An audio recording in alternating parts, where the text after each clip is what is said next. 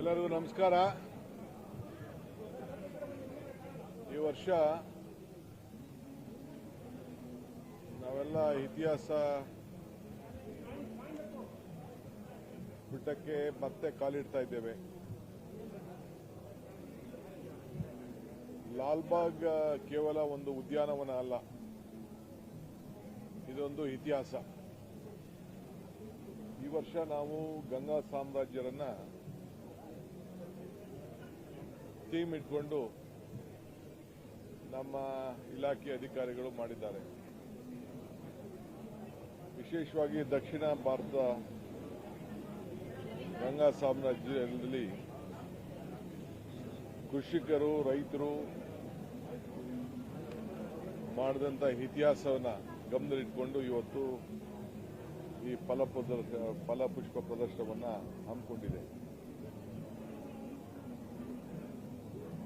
ನಾಡಿನ ಎಲ್ಲ ಜನತೆಗೆ ಈ ವರ್ಷದ ಸ್ವಾತಂತ್ರ್ಯ ಸಂಭ್ರಮದಲ್ಲಿ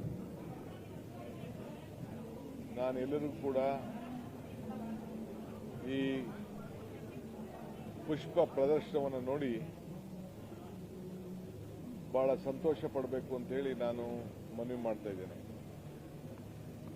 ವಿಶೇಷವಾಗಿ ಯುವಕರು, ಹೆಣ್ಮಕ್ಳು, ಹಿರಿಯರು ಎಲ್ಲರೂ ಕೂಡ ಬಂದು ಈ ಅವಕಾಶವನ್ನು ಯಾರು ಕೂಡ ಕಳ್ಕೊಳ್ಬಾರದು. ಕಾವೇರಿ ತೀರದಲ್ಲಿ ಈ ಸಾಮ್ರಾಜ್ಯ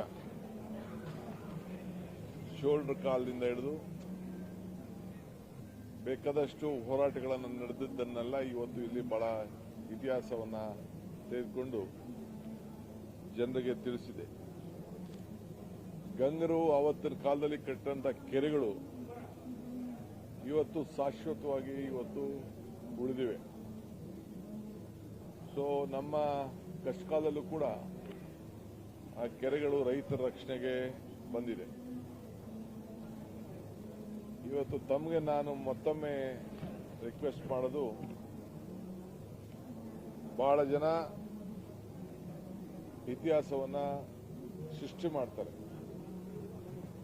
ಆದರೆ ಗಂಗರ ಇತಿಹಾಸ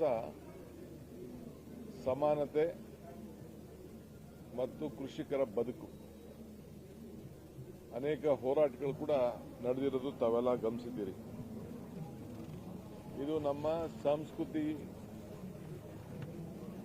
ಬಹಳ ಬಿಂಬಿಸುವಂತ ಒಂದು ಪ್ರದರ್ಶನ ಇದೆ. ಗಂಗರ ಕಾಲದಲ್ಲೂ ಕೂಡ ಸಂಸ್ಕೃತಿಗೆ ಅತಿ ಹೆಚ್ಚು